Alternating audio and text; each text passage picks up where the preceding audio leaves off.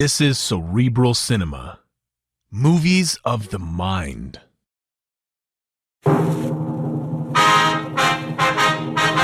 Sound off for Chesterfield.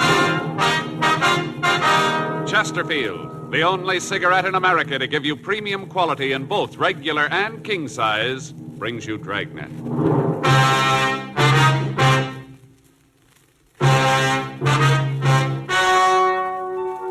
Ladies and gentlemen, the story you are about to hear is true. The names have been changed to protect the innocent.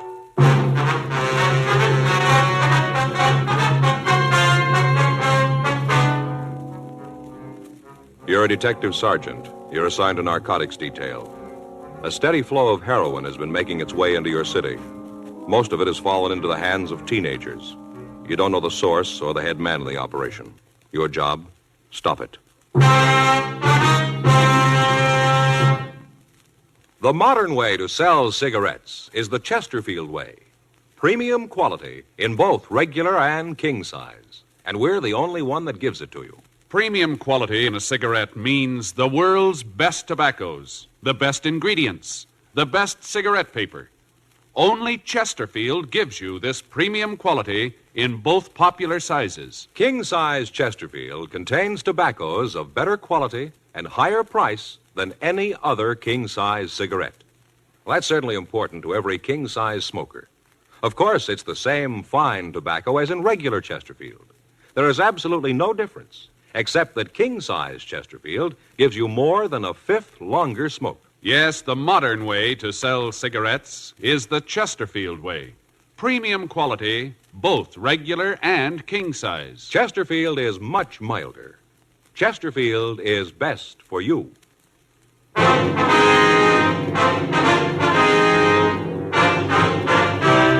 Dragnet, the documented drama of an actual crime. For the next 30 minutes, in cooperation with the Los Angeles Police Department, you will travel step by step on the side of the law through an actual case transcribed from official police files. From beginning to end, from crime to punishment, Dragnet is the story of your police force in action. It was Tuesday, April 6th. It was warm in Los Angeles. We were working the day watch out of narcotics detail. My partner's Frank Smith. The boss is Captain Kearney. My name's Friday. I'd just gotten off work, and I'd gotten a call from a friend who wanted to see me. It was 5:46 p.m. when I got to my apartment house. Apartment 12. Hi, Joe. Oh, Ed. Just getting ready to go in. Come on I in. caught you. Go ahead. Thanks. Sit down. You got a date or something? No, it's all right. I just thought I'd get something to eat and then maybe take in the show. What'd you want to see me about? It's about Gary, Joe. Your boy? Yeah, I don't know quite how to say it. Yeah, well, you sounded pretty upset on the phone, Ed. I was, Joe. I still am. I don't know what I'm going to do. Well, come on. What's it all about? It was all I could do to keep my hands off him. I never felt like that with anybody before, but I did with Gary. I wanted to strangle him. All right, now what's he done, Ed? He's a dope addict, Joe. Well, that's a pretty serious thing to say, Ed. Are you sure about that? I am now. First, I couldn't believe it, but tonight Ellen and I went through his room. We found this. Here.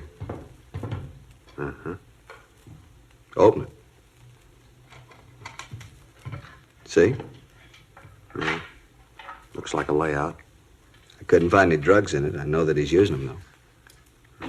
Spoon, eyedropper, needle. Yeah, everything's here. Where'd you find this, Ed? In his room. Had it hidden up on the shelf in his closet. I found it tonight. I didn't know what to do, Joe. Helen's been crying all day. She's almost out of her mind. You were the only one I could think of coming to. Who do you talk to when you find out your son's an addict? Well, now, Ed, are you sure this is his in the first place, that he's been using it? Yeah, I'm sure. I never would have believed it. Not Gary. There's no reason for it. We'd given the kid everything he wanted. There's nothing he didn't have. Good home. Helen and I have always tried to understand his problems. Always looked at them like they were important. Everything. We gave him everything. Now this.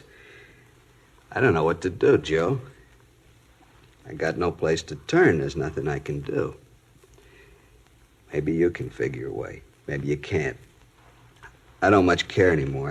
I just know that I can't see him again. Not for a while. I'm afraid, Joe. I'm real afraid. All right, now, let's take it easy, Ed. We'll work this out some way. You don't know what it's like, Joe. You can't. To feel like this and to know you'll do it. What? I see him again, Joe. I'm going to kill him. I'd known Ed Field for the past 7 years. I'd met him when we were conducting an investigation while I was assigned to Bunko Division. His testimony had been instrumental in breaking up a gang of shoplifters. Since then, we'd become very good friends. He lived just down the street from my apartment, and on occasion we got together for an evening. I knew his wife, and I'd met his 18-year-old son, Gary. The boy was a senior in high school, and as Ed had told me many times, his grades were well above average. The Field family was moderately well-to-do. Their home wasn't luxurious, but it was good-sized. To look at the boy, there was nothing that would cause anybody to think that he might be a user. 6:12 p.m. Field and I arrived at his home. Helen Field was waiting for us. She was a nice-looking woman in her early 40s. She led us in the house and showed us to the living room. It was obvious that she'd been crying. I don't know how to thank you for coming over, Joe. I guess Ed told you what it's all about. Yes, Helen, he did. Gary home yet? No, I haven't heard a word from him since he left. I didn't tell Joe what happened this afternoon. Thought it'd be better if he got it from you. Oh, all right. You want to sit down, Joe? Sure. I'll tell you. Thank you. Well, Gary came home this afternoon about 2:30. Mm-hmm. Walked into the house and went right to his room. He didn't say a thing to me. First, I thought that maybe he might be sick. I went to the room and he'd locked the door. I knocked, asked him if he was all right. Yeah.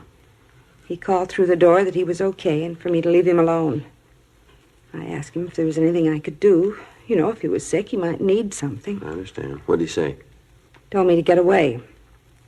To leave him alone and get off his back. Those were his exact words. Leave him alone and get off his back. Mm-hmm. About 20 minutes later, he unlocked the door and came out. He seemed to feel fine. He came over and kissed me and said he was sorry about what he'd said. Said that he hadn't been feeling well and that he'd said those things without meaning them. Mm-hmm. I told him that he ought to wait until I could take his temperature. He said there was nothing wrong, for me to get out of his way, that he had some business to take care of and be home for dinner. I tried to stop him from leaving, and he pushed me aside. He knocked me down. Get my hands on him, I'll teach him. He stood there for a minute, and I thought he was going to cry. But he just turned around and walked out. Well, you any idea where he might have gone? What this business was that he was going to take care of? No, not the slightest idea. You can see what we're up against, Joe. I'm afraid to even see the boy. Yeah. When did you first figure that he might be using narcotics? When I came home, Helen told me what had happened. I thought about what would make the kid do a thing like this. The more I thought about it, the more there had to be only one reason. That's when Helen and I went through his room and found that kit. Mm-hmm. Has the boy been ill at all lately? Under a doctor's care? Something that you might not know about? No. I'm sure that if he was, we'd know about it. I want to see you, Gary. Yeah, I'll be right with you. I want to see you right now. You'll have to wait. Maybe there's something wrong with your ears, son. I'm not going to take that from you. Please, Ed, don't do something you're going to regret. Now listen, Helen, that boy's 18 years old. For all that time, we've done everything we could for him. We've given him a lot more than most boys his age have. I'm not going to stand by and see it all blow up just because he's a kid. That's no excuse. I want an answer for all this. What he's been doing, what happened this afternoon. I want those answers, and I want them now. Remember, he's only a boy. And I'm getting sick of that, too. Where is it? Now listen, boy, I know what's been going on. I want to talk to you about it. I don't want you to lecture me. All I want to know is where's the kid. Take it easy, son. What are you doing here? I asked him to come over. You didn't turn me in, huh? Your dad asked me to come over to see if I could help here. I don't need nothing from you, cop.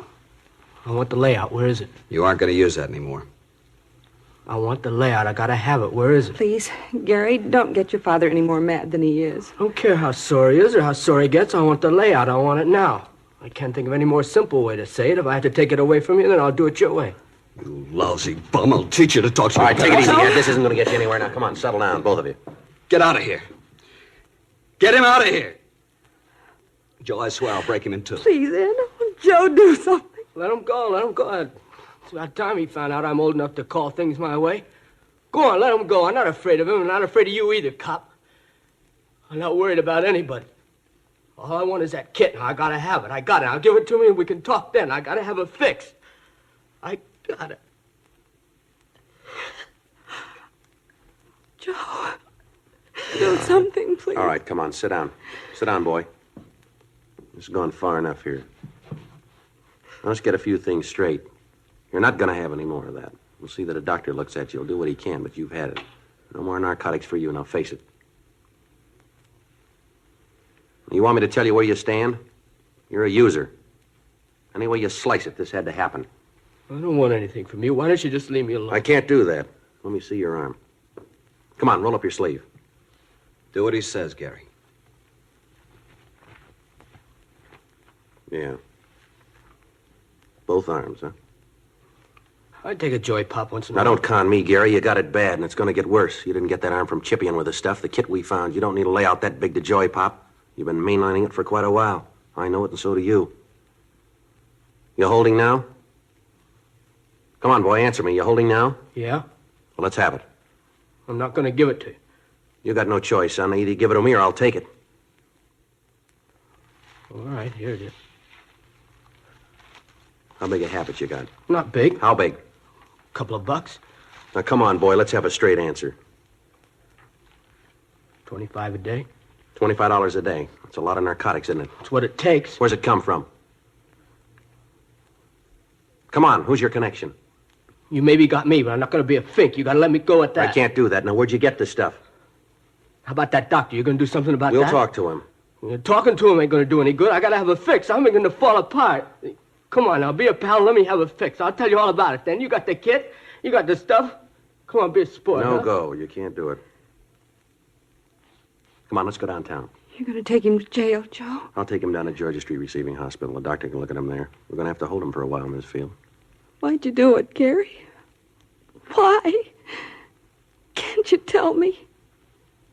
Is it something your father and I have done? There's got to be a reason. What is it? Oh, please, Gary, tell me. Come on, let's get out of here. Can we see him after he gets there, Joe? Yeah, I'll call you, Ed.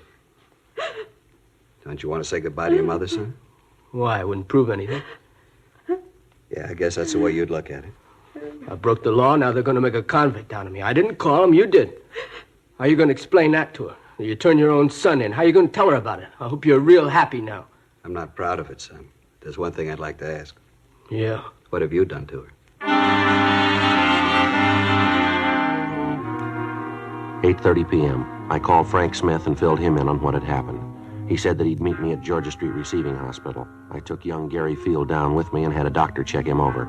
After that, the boy was taken to the narcotics division, and Frank and I talked to him. I don't know how to tell you any better. Isn't any other way to say it. I'm not going to give you any names. That's not going to help you any, son. So it won't help me. It won't get any of my friends in trouble. Well, you got great friends, haven't you? Now, where'd you get the money to take care of your habit, Gary? I earned it. Where? I work. Where'd you work? Look, it's getting late. That stuff the doctor gave me didn't do any good. I still need a fix now. I'm getting sick. Do what you got to do. Let's get this over with. Now, look, this is going to be the same in the morning, son. We're going to keep asking questions till you come up with the right answers. Look, cop, I don't want any favors from you. Now leave me alone. We're only trying to help you, boy. Oh, get off my side. Now, I need nothing from you. You saw your duty and you did it. That makes you a big man, huh? I know you'll both make lieutenant. Now beat it, All huh? right, that's enough of that. Now, there's a couple of things we'd like to set you straight on. Maybe help you to figure where you stand in this. Oh, here it comes. What do? Give you a license to preach when they hand you the badge? That's enough of that, youngster. Come on, get off my back, cop. If my old man hadn't turned fink, you'd never have got me. Where you going? I'm getting out of Now, here. sit down. Sit down. All right, young fella, you want to be a big man? That's the way it's going to be. I'm going to tell you that you get no special treatment here because I know your parents. You'll be treated just like any other user. You're getting a little of the edge because you're a youngster. There's not a pound of honesty or integrity in your distorted mind. The simple way would be to drop you in a cell and let you sweat out the cure, let you fall apart if you had to. Let me tell you this. We're going to get the connection that's been supplying you, and then we're going to get the man behind him. I don't much care about them, but I do care about the kids around you. You got a big habit. Takes a lot of money to keep up a habit like that. I've seen kids like you before, and there's only so many ways to get that money. You steal it or you start pushing narcotics yourself. I don't think you're stealing, so you got to be pushing it. That means that you probably got other kids hooked on it. Other youngsters that have got trouble because of you. Mules that are dragging your wagon for you. Your folks will maybe forgive you for what you've done to them, but they'll never be able to buy what you did to the other kids. You had a chance to help yourself and help the rest of them. You had a chance to do something good for somebody else, and you wouldn't take it. Well, you're playing it smart, big boy. Keep playing it that way when you end up in a jail cell, will you? You through, cop? Yeah, I'm through. Fine, let me get some sleep, huh? Let's go, Frank.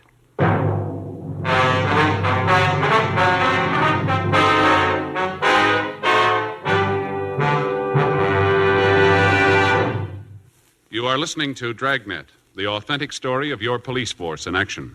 Friends, you'll remember some months ago we read you our first report, the 6 months report on the effects of smoking. Then more recently, we read you the 8 months report. Now, here is the latest one. The full 10 months report confirms again.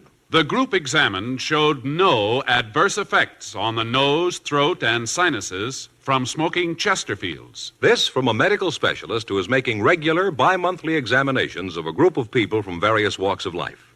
45% of them have smoked Chesterfield for an average of over 10 years. After 10 full months, the specialist reports he observed no adverse effects on the nose, throat, and sinuses of the group from smoking Chesterfield. That's the report. Buy much milder Chesterfield, regular or king size. The cigarette that's best for you.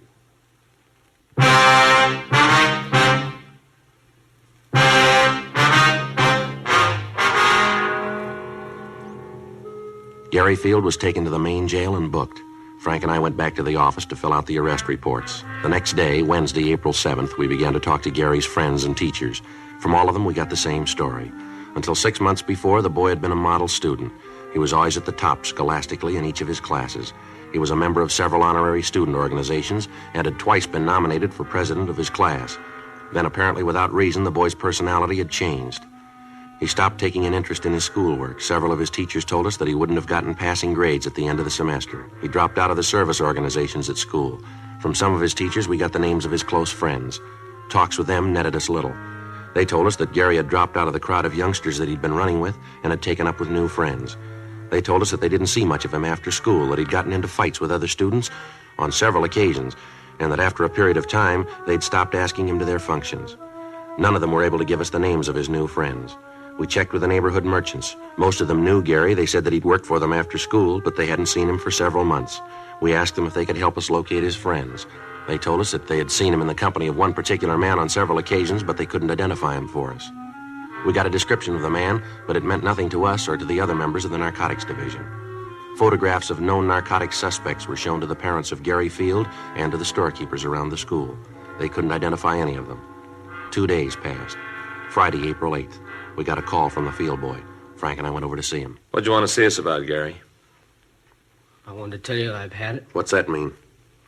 Then I want to tell you about it. What's the matter? You been sick? A little. That's not why I called you, though. They treated me all right here, but I got to thinking. All right, go ahead. I used to read in the papers where the kids would turn themselves in or get caught and cop out. All about how they realized what they'd done. Always seemed like a lot of phony sob sister stuff. I know different now. I know what I've done. I know I got to stand for it. I'm not asking any favors because I know that I've done nothing to call for 'em. I'm not trying to be a hero or a martyr. I just want to help get this thing cleaned up. One thing I'd like to know, Gary. What's that? What made you get started on this stuff? You seem like a kid that has everything you want. You don't look like a kid who'd fall for it. Who knows? I'd give you 1,000 reasons they still wouldn't add. I guess I just wanted to be top man all the way around. How'd you get on it? Started lushing it up, then the tea, then the heroin. That's the way it runs, isn't it? Most of the time.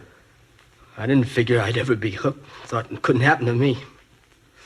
How wrong you can be. How long you had the big habit? About 6 months. Chippied with it about the same time before then. Where'd you get the money? Yeah, guess we had to get to that, huh? That's right. Where'd you get it? I got some kids pushing this stuff for me. Worked for a while. Wasn't enough. By that time, the kids were hooked themselves. I was the only connection they had. They had to do business with me or do without it. Yeah? I told them that if they couldn't pay me in cash, I'd take merchandise. They'd bring it. I'd sell it. That way we both came out all right. They got their H, I got mine. You mean you got him to steal, that it? Yeah, I guess so. I never asked where they got the stuff. I just took it and sold it. That and the stuff they sold for me, I made out. These kids pushing H for you? No. Well, they're shoving tea. I sell it to them for 4 bits a stick. They get up to $1.50 for it. Do you know where they peddle it? No, I never asked. All I was interested in was if I got mine. All right, give us their names, will you? Guess that's the only way, huh? That's the only way. Okay, I'll give them to you. How about your connection? Who's he? Guy named Jack? Jack who? I don't know, honest. I really don't. Where'd you meet him? Drive-in downtown? Where? Drive-in at the corner of Reno and Vernon. How do you set up the meet? I just go in there between 10 and midnight, park the car and order coffee. He comes over to the car. You mean that he's always there at that time, huh? Usually is. So your only source? Yeah? Anyone else pushing it around there? No, as far as I know, I think he's the only one in the operation. All right, you be willing to arrange a meet with him so we can pick him up? Yeah, I'll do it. All right, fine. Sure want to see the folks. I got so much to make up for. That's right, you have. Don't think I'll live long enough to do it all. 9:32 a.m. We got a description of the suspect known as Jack and also the names and addresses of the teenagers involved. Frank and I contacted the juvenile authorities and gave them the information. We went back to our office and had Gary Field check our files of known narcotic suspects. He was unable to give us an identification on Jack. 11:56 a.m. We took the boy to his home and talked with his parents. 12:30 p.m. Frank, Gary Field, and I drove to the corner of Vernon and Reno to check over the drive-in restaurant. It was set up in the usual way with a parking area around the main building for car service.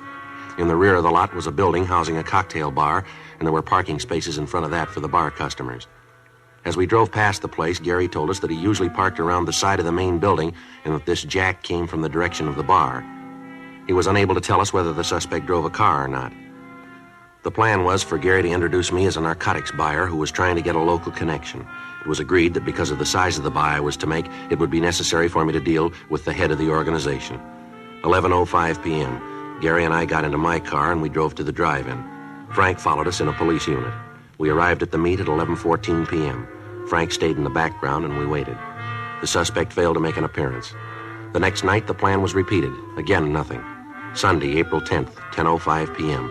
We arrived at the drive-in. We waited. 11:05 p.m., 11:15, 11:30. No sign of the suspect. Midnight, 12:04 p.m. Looks like he isn't going to be here. I thought you said he usually showed up, didn't you? I don't know what happened. He was always here before. You sure you got the right drive-in? Look, Mr. Friday, I know what you're thinking, but I'm telling the truth. Yeah, you know all this is kind of tough to buy, don't you? 3 nights and he isn't here? I don't understand it. He was always here before. Wait a minute. Yeah? Hold it. Yeah, that's him, coming over from the bar. All right, which one? There's a couple of people coming out The there. big one. See in the gray suit, hat? Yeah. You sure that's this Jack? Positive, Mr. Friday. All right, now you look. You know what you're going to do. Don't let on that anything's wrong here. Remember that nothing's going to happen to you. I'll remember. All right, now hold on. He's coming over. Hi, kid. Hi, Jack. Been looking for you. Where you been? All right. Who's a friend? Oh, yeah, I want to talk to you about him. Wants to do business with you. What are you talking about? What business? Look, Jack, he's all right. I know it. You think I'd have brought him here if I didn't know it?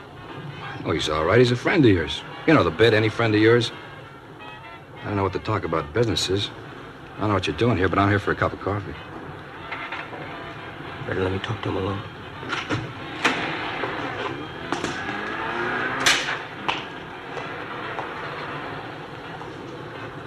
What are you trying to prove, bringing a guy here? Who is he? Friend of mine? Told you once, I told you 1,000 times. Don't ever bring nobody with you, haven't I told you, huh? Oh, yeah, but he's okay. He wants to make a buy, a big one. Crazy kid, you told him about it? Look, he's okay. I know it.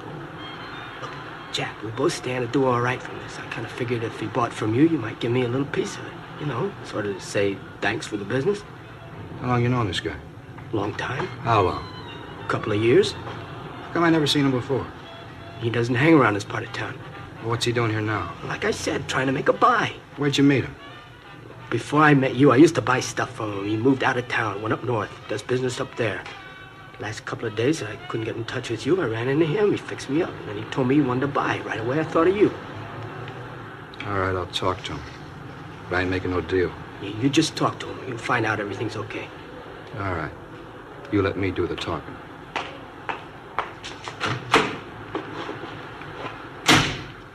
Joe, this is Jack, the fellow I was telling you about. Hi. Hi. Kidder tells me you're down on business, eh, right? Yeah, I'm looking around.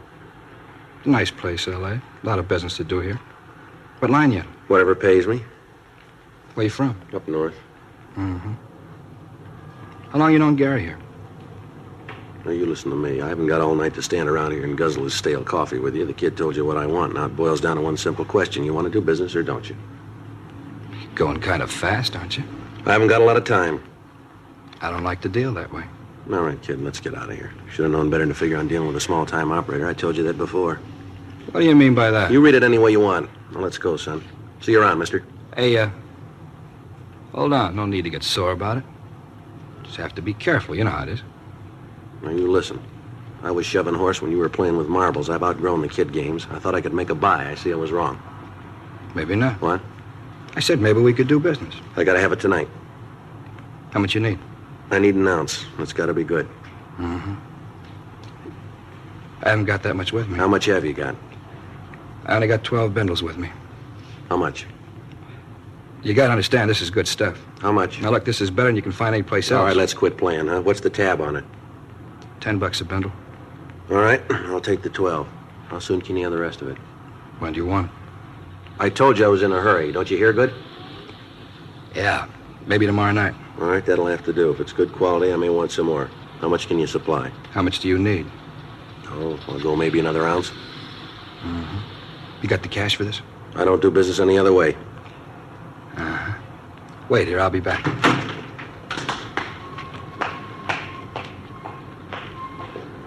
It's all right, isn't it, Mr. Friday? Yeah, Gary, everything's fine. You see where he's going? No, it's too dark. Don't you worry about it. Frank will see where he goes. I'll be glad when this is over. All right, hold it.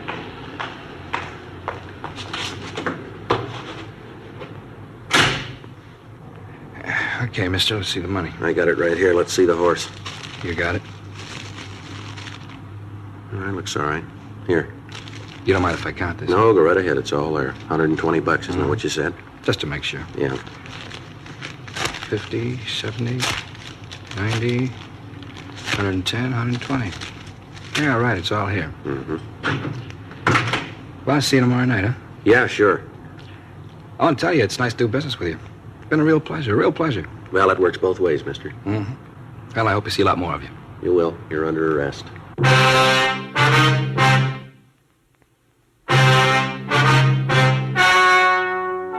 The story you have just heard was true. The names were changed to protect the innocent. On July 29th, trial was held in Department 89, Superior Court of the State of California, in and for the County of Los Angeles. In a moment, the results of that trial. Now, here is our star, Jack Webb. Thank you, George Fenneman. In 1952, American smokers bought more Chesterfields than ever before in the history of the industry. Today, sales continue to mount for two big reasons. Chesterfield is the first and only cigarette to give you premium quality in both regular and king size. Only Chesterfield gives you this scientific evidence on the effects of smoking. As we told you earlier, after 10 months, the group examined showed no adverse effects on the nose, throat, and sinuses from smoking Chesterfields. Change to Chesterfield yourself, regular or king size. Chesterfield is much milder. Chesterfield is best for you.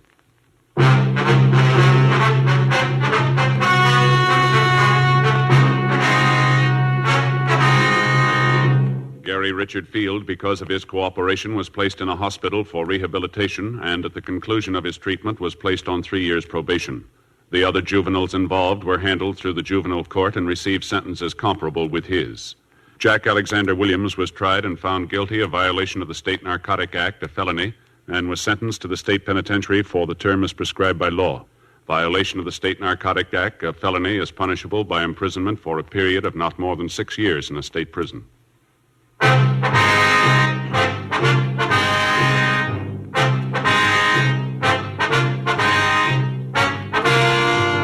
You have just heard Dragnet, a series of authentic cases from official files. Technical advice comes from the Office of Chief of Police W.H. Parker, Los Angeles Police Department. Technical advisors Captain Jack Donahoe, Sergeant Marty Wynn, Sergeant Vance Brasher. Heard tonight were Ben Alexander, Harry Bartell, Virginia Gregg, Eddie Firestone. Script by John Robinson. Music by Walter Schumann. Hal Gibney speaking. For a million laughs, tune in Chesterfield's Martin and Lewis show Tuesday night on this same NBC station. And sound off for Chesterfield, either regular or king size. You'll find premium quality Chesterfields much milder. Chesterfield is best for you. Chesterfield has brought you Dragnet, transcribed from Los Angeles.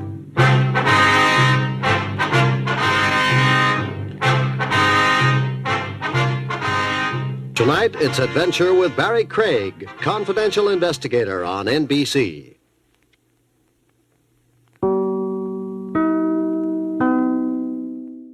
Cerebral Cinema hopes you have enjoyed this movie of the mind.